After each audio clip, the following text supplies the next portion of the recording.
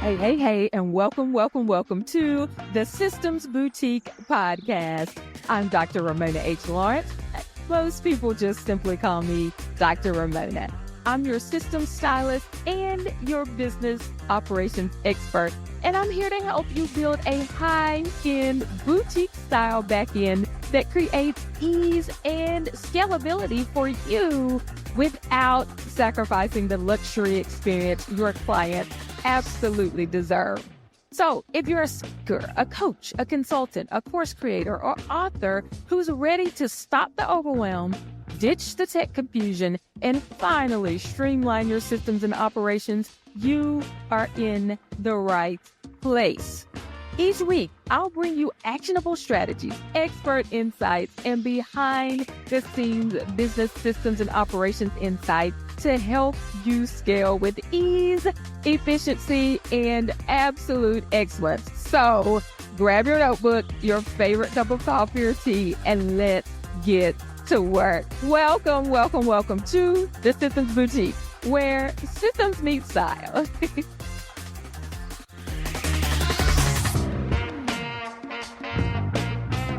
Hey, and welcome to this week's episode of the Systems Boutique podcast. So who do we have in the boutique today? We have Coach Geo and Coach Rocky. Oh my goodness, I am so excited to have you all back in the boutique. You know, we all get on here and we just cut up. We have a good time every time you all are on the Systems Boutique podcast. So welcome, Coach Rocky and Coach Geo. What's up? So happy to be Happy here. New Year, all that good stuff to everybody. Yes, Happy New Year.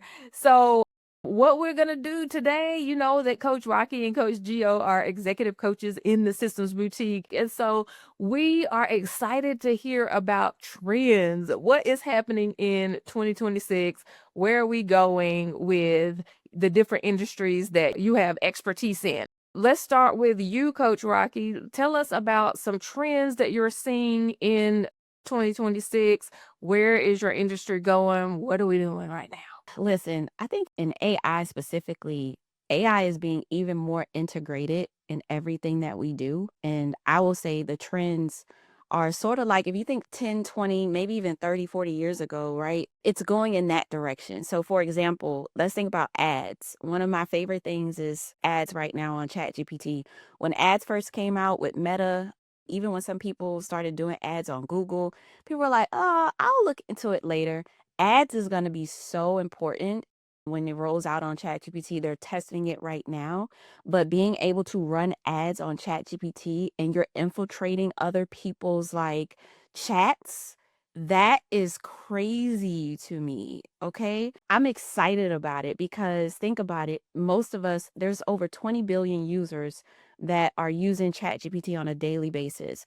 And so to think that these people will see an ad about my company or the work that I do, and it's just being integrated into that. I think that's going to be one of the biggest things. And then the second thing is going to be assets, AI assets. And y'all probably already hear me talking about it. You're probably tired of it. But when you're able to build out your own app, I mean, you can go from non-techie to having a whole software in an hour. Your own custom GPTs, AI agents. So taking your frameworks and turning that into an AI tool. I think those are the top two things that are going to happen in 2026. And I'm super excited about it. Yeah. So when do you think the ads are going to be launched? They're doing it. They're testing it right now. So they're also sending out invites to certain people on like the pro plan. So if you pay the $200 a month plan, which unfortunately I do. Listen, I'm just revealing all the secrets here. I do. Oh, So I'm they're still sending back at 20. So do I need to move on to 200? Tell me. not yet. Well, it depends. Hold on. Let me say this. It depends. Like I also just upgraded my Claude to the pro plan as well. It Okay. really depends on how much you're pushing out, how much you're creating. And I would say most of y'all can stay on the $20 a month plan. They're also implementing an $8 plan. I believe this month or next month they have an $8 plan that they're rolling out with. But they're sending out invites, which some of us have gotten invites, which I have. I've gotten an invite for it and I'm still studying it. And so I think ads are going to probably happen in Q1, probably early Q2. So y'all should definitely take heed and be serious about it. That's my thing I want to say. Wow. Okay, Ads we're on about to go way ChatGPT. deeper into that. Let me stop you right Sheesh. there. We can just go down a rabbit hole. Okay. Coach Geo, what's happening in your world? I honestly think that we always hear people say, everybody got a book in them. I think now people are, because of these tools, like Coach Rocky's talking about with AI, I think it's accelerating people's belief in that idea that they should come out with a book, which is exciting because I think there's a lot of people whose stories, experiences, expertise have been suppressed. So now them actually leaning into that is a good thing. I am a little concerned about people leaning on the AI too much and then basically kind of washing out their experiences and expertise and not valuing it as much because it doesn't come out as fast as AI puts things out. And so my take heed would be slow the heck down. Like, resist the urge to go with the flow of Monday, there's this AI thing, and then Tuesday, something else. And now we're no longer sitting in that position or standing on business. We're just going with the flow. So I see people moving, which is great, but I don't think people are moving with intent. And if they're not moving with intent, then all we're going to do is we're just going to have everybody arrive at the crash scene colliding with each other instead of really providing the clarity that we want the market to have or the people that we're looking to serve to have. Yeah, that's good. We will arrive at the crash scene. Yeah, I think that happens a lot with shiny objects, right? We're always getting on shiny objects and nobody goes deep enough to really understand the full functionality. So then they're just jumping from thing to thing to thing. And then just end up and you say, none of this stuff works. Well, everything kind of works if Yeah. Everything.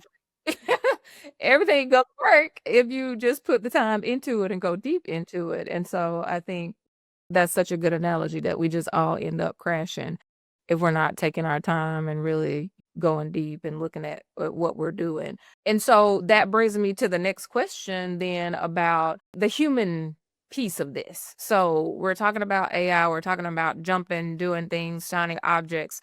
What are those human qualities that we're going to need? So Coach Rocky, I know that you're deep in the AI. You know it much more intimately than most of us. And so as you think about, a lot of people are afraid of AI because they're thinking, oh, it's going to take my job, it's going to take this. And so as you think about that, what are the human aspects that we really need to strengthen and hone in on as we're moving into the AI era? What is it that we need as that human factor that's going to set us apart? Let me say this: we are in the AI era. We're not Mhm. moving into it. Yeah, Um, that's true. I look, and I know what you meant, but I want to make sure the viewers know we are in the AI era. Okay, so if you think that you can wait, if you think that you can put it off, I highly do not suggest that, because I am a firm believer that AI will not replace people, but the people who learn it and leverage it will. And so I'm glad that you asked this question, because I've been doing research with a client of mine on the skills that leaders still need in order to dominate in their industry. But it's not just for leaders, it's for all people in general. Number one is going to be empathy. AI, even though it can say, oh, I'm sorry you're going through that, we still need real people to be empathetic, because empathy applies to whatever that situation is. And we're still going to need people who can be empathetic. Number two is straight up decision making skills. Listen, I agree with you, Gio. I think too many people are relying on AI to make a decision for them. And you still need to be able to look at the output. You still need to be able to say, this is a good thing, and decide to move forward with it. So decision-making skills, along with that, is critical thinking skills. Listen, I've had Chat and Claude tell me some crazy things, and I was like, wow, I never even thought about that. But humans are still needed when it comes to the critical thinking skills. And that plays into asking better questions. It doesn't even matter how much you prompt something, trash in, trash out. If you cannot ask better questions and if you cannot prompt it effectively, then it doesn't even matter what AI tool you're using. we still need to be able to ask better questions. So what problem are we actually trying to solve? Who is this output for? What constraints or expectations really matter the most? Like, what does a useful result look like? Because even though AI is going to advance, we still need judgment. We still need responsibility. We still need to communicate effectively. And we still need to use our own trusting skills too. So as much as people think that AI is going to take their jobs, it's not. But the person who actually learns AI and leverages it is going to take your job. And I'm a firm believer of that. Yeah, that's good. Coach Geo. I think the word that you said, decision making, critical thinking, the word that comes to mind to me is discernment.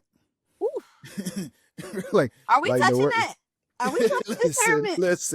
listen. I think it's discernment. And I think what AI is doing is it's revealing that a lot of us don't have it. Right? A lot of us don't have discernment. Let's just call a spade, right? Like, yeah. So I think that's where it's coming from. So without discernment, AI just goes and speeds up whatever the thing is. And so if we don't have it, it just speeds up zero, right? It doesn't add, it just gets you to the destination faster. But if you don't know where you're going, you get to nowhere faster, right? So when I say discernment is going to tell me, because AI always will tell you the answer. Like it say, hey, just do this and you'll get the answer. And I need to have discernment to say, I did that already. I know what that produces. Or that's not That's even for actually not me. a good answer. Yeah. But I think what's happening now, before we even started this conversation, Dr. Ramona said, hey, G, I kind of just step back a little bit and just unplug.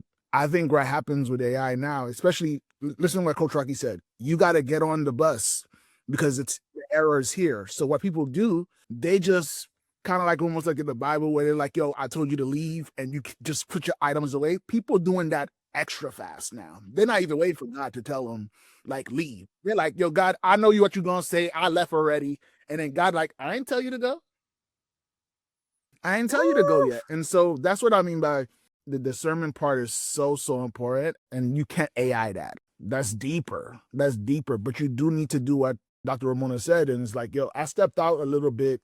And maybe in that process, you say, hey, I've done more business. Is all that filth and clutter just had to clean itself out so that the true thing that was supposed to flow and be sustained would have space to go ahead and do that. Yeah, and I would add that to a trend for this year is that people do have to step back, right? They do have to reflect. They do have to really go in and say, what is it beyond the noise? Who am I? How can I just be in this space? And this is what I was saying to Gio earlier, not how I can be impressive, how I can be somebody that everybody looks up to, how I can just be all these other things, but who is it when I'm just being? And so I think that we've been in this hustle grind culture so much in business that now we're getting to a point where it's like, what is real anymore?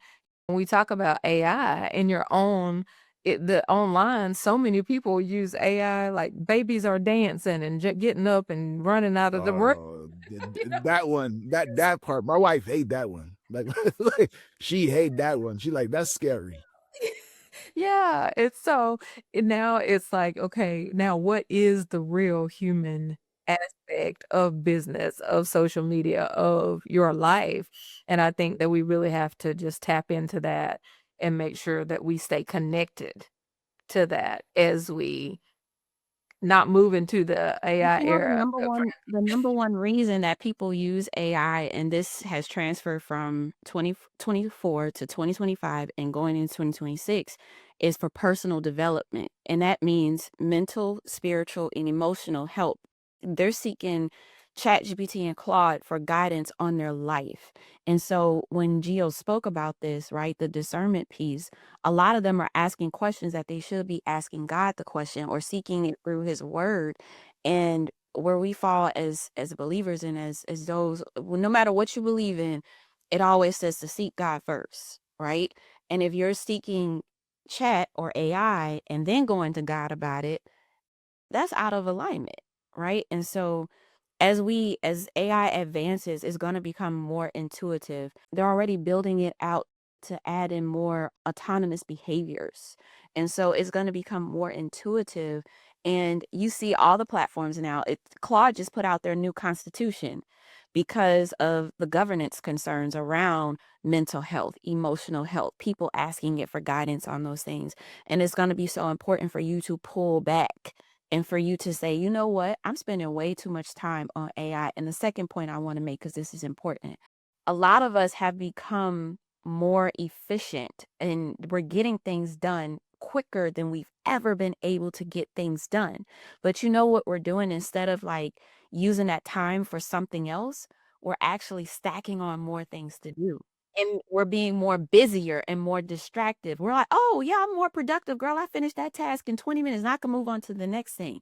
There's no breathing space. This is my personal belief, not business. I believe the number one trend in 2026 is that people are going to have so much stuff and nothing is ever going to get done.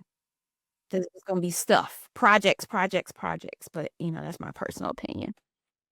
Yeah, I think it stems from, when we were in 2020 and the pandemic and we went to Zoom. So we stopped having these separate spaces that we could go to. Everybody was in their house. They were online. They jumped from meeting to meeting to meeting. There was never any space in between the meetings. You didn't change your environment.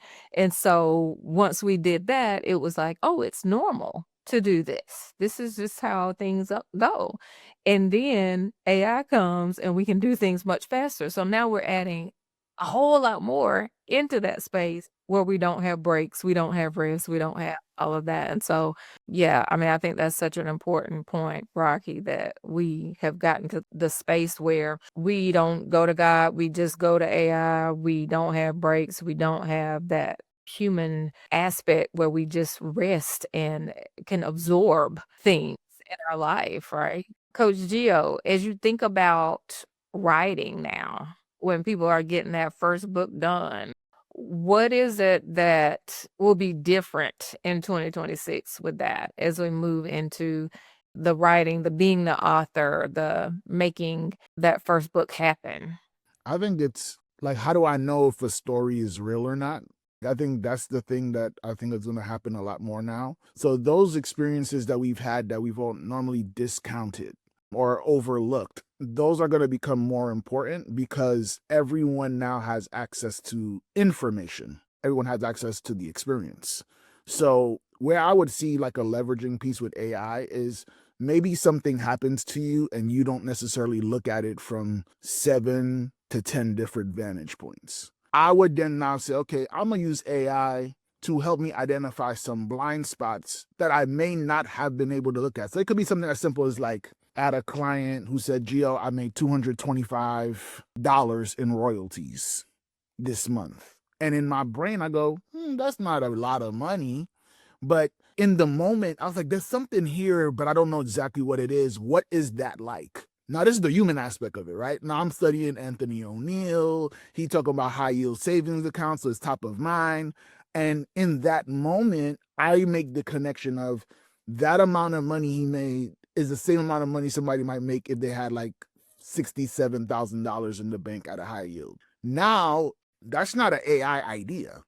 What I did use AI for, though, is I spoke to it about the real experience I just had, and I said, what would a story about this sound like? And then it gave me some output. Then I'm like, hey, graphically represent this for me.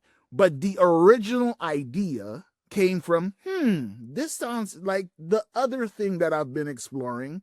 Let me make them connect, and then let me just use it as an enhancement, like a filler, if you will. But a lot of people are going from like bald to now I got enhancement. I got like They hair got now, full and I'm dreads. like, Some people like, yeah, full dreads.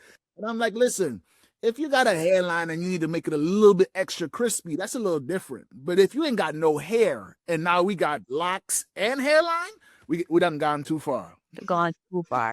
Right. Oh, goodness. So that's such a good point, Gio, because what you're saying is that you're the thinker, right? you're strategizing and kind of going back and forth with AI, not letting it think for you and just make up these stories. And then that's going to keep the authenticity while still using AI as a tool Right. to help you move forward, Correct. right? Correct. So, yeah, You I know think what's important? He owns that IP. He's the original thinker of it, of that content he wrote. He owns it. When you give it to Chat or Claude or whatever and tell them to just write something, they own it. Mhm. That's all I got to say. Yeah. So, Coach Rocky, so for somebody building an AI strategy in 2026, what should they be thinking about that most people aren't thinking about yet? Mm. Man, that's a great question. I would say think of DNA. That's probably where I want to lead with this is the DNA of your company, how your company strategy wise runs and where can you implement AI at, right? Because overall, those who aren't using it will probably be slower than those who are. And so I'll give you an example. AI can literally pick up a call for you. It can book an appointment and get that person on the schedule, send all the follow-up for them because this is an AI agent now, right? Whereas if you don't have AI embedded, then what ends up happening is somebody wants to book a call, they go to your site, they might fill out the form based on it just sits there for a minute, whereas AI can analyze the questions that they also answered and spit out information, have a whole conversation with them. I think it's really going to come down to, do you want to be slower or do you want to be faster and steady? So really putting like AI into your business, but it starts with understanding what problems you have. What problem do I have in my business? Because just like we talked about earlier, I don't believe in using every AI tool. Now, I test it because God gave me that ability to be able to test multiple things. But some of us cannot test all these different tools at the same time. So choose the tools that matter to the problems that you have, then create the pathway to success. You want to create a pathway of what that really looks like. Client delivery. If you know you are busy all the time, you got kids, you got spouses. I say spouses, Lord have mercy. Hopefully you only got one spouse. Hopefully you only got one spouse, right? You got a spouse, you do all these things. Then what happens if a client needs you and you can't answer a question, or it's the weekend and they got to wait for you? You have an AI agent that's embedded into your ecosystem that helps with client delivery, onboarding, offboarding, all those things. And so understanding like the pathway to success and then understanding how much time it really takes you to do it manually versus how much time AI is helping you to save with implementing these tools. And I think that's probably going to be the number one strategy, is understanding how can I use AI in my business to help me do these things. And then second, leverage, right? You can take your framework and create a GPT or even an agent on your framework, and you can sell it and duplicate yourself. You still own the IP of it, but now you've created this AI tool to help you put it out there mass market. Do you think I have time to be helping people put together their signature talks to speak all the time? No.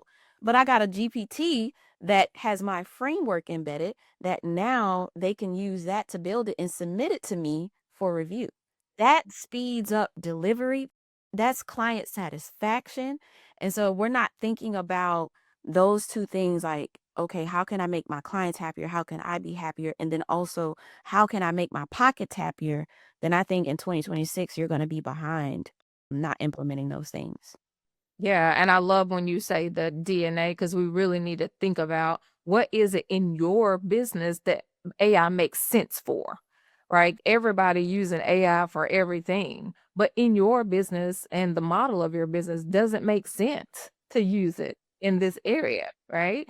And so I think about that even with you, Coach Geo. So as we think about AI writing tools, so what are some of the new trends in these AI writing tools? Are there new things that are coming out that help people write faster? And how does that affect how you're coaching now? How's your coaching changed? Yeah, I think my coaching has gotten even better because unfortunately more people are confused. Like, right? So, so I Why was I mean, going to say that? If you didn't say it, I was yeah, going to like say it. yeah, more people are confused. So I think for me, my greatest now clarity is more valuable, right? So I think that's what I'm noticing when I see all these different writing trends, all I hear is someone saying, well, what's the prompt? Like, what's the prompt? What's the prompt? But no one understands the art of asking the question, right? So we're just taking without understanding. So you can't replicate outside of what the person gave you. So now instead of us owning our success, we're now still under somebody else's ideology. And whenever they decide to move us forward, then we can move. That's not self-control, that's not ownership. So I think with these tools is great, but I think understanding like why certain things are what they are, using it to accelerate your learning. I think that's another cool thing that I've seen a lot of people use, like a notebook LM or whatever, but understand writing more. Especially for, here's what I'm experiencing, Dr. Ramona, like most people who are trying to write books are not writers. And so what they do is they use AI to be a writer instead of leveraging AI and saying, well, what are the characteristics of a good writer? Instead of forfeiting the idea of I'll never be a good writer, why don't you develop the skill set? They're not developing skills. So the AI will always seem more talented than you because we've decided skill development is no longer important. I like how you said that on a slip. He low key, he low key said, "Don't let AI be smarter than you," because he was like, "It will seem like it's more developed than you." I was like, "Did you just take a shot at somebody?" Ooh, you, I wish I had you dangerous because you a decoder. That's what you are. I am a You a decoder. decoder. You read code. You speak the language. I am a decoder. And I'm going to say what you wanted to say and just now was, do not write y'all books using AI. That's it. Don't do it. You do not own the IP. You don't. AI has this thing where it truncates and it uses anaphora. I'm not going to break them down. I know that's for, listen, look up truncate and anaphora. It has this thing where it writes like that, and we don't naturally write like that. As humans, we naturally write in simple sentence structures or simple compound structures. We don't say things like, oh, this is reality. This is candy. This is life. Can I tell you one of my favorite ones? One of my favorite ones is, it's not X, it's Y, right? So everybody all of a sudden is like, this ain't just about a book. It's a movement. So everybody got movements now. Yeah, all civil rights movements and everybody got one now. Like, I know me, I talk a certain type of way. So sometimes it really does sound like me. But then there's times where I'm like, I'm not Martin Luther King. I am not trying to emphasize every little point. That's not my natural talking speed. So what I heard Geo, what he didn't say to y'all is what I want to say to you very, very, very, very strictly. Do not use AI to write your book. Don't use it. Do not use it to write your book. You do not own the IP, and there's so many lawsuits and there's governance and all the things that's happening right now around people using AI. And also Amazon KDP, what's it, Barnes and Noble, they're getting actually better because they're using AI to detect your AI writing and your content that you're putting in these books. I could talk about that all day. Yeah, and so I think that's the thing is that we can't use AI to think for us, even as tempting as that may be. And people don't want to pay for AI to think for you. They don't want to pay you for AI to think, right? So if they're coming to you for expertise, then yes, we know everybody's going to use AI to put together, reports and things like that. But if you're just using AI like Google, why is somebody paying you? So we have to really put our learning, our thought processes in AI for it to help us cultivate the things that are already inside of us versus just spitting out information and we just give it to the next person. Because I think that is what is dangerous with AI and what so many people are doing now, and what makes the industry, people are not trusting of people. So now, there's a big trust thing about hiring somebody. Oh, are they just going to use AI? Like, I don't know if they really know what they're talking about, right? So I just think that that's just so important that and I love what you said earlier, Gio, about that we just skip the process of learning for ourselves, and we just say, okay, AI is going to just write better than me, so let me just let it write. And those people that go ahead and do the learning piece of it and don't skip that are going to be the people that are ahead in 2026 and in the future. And I don't care what you say, you can't skip process. No matter how many tools, no matter how many things there are out there, if you skip process, you are not going to grow in a way that you can sustain yourself at the next level.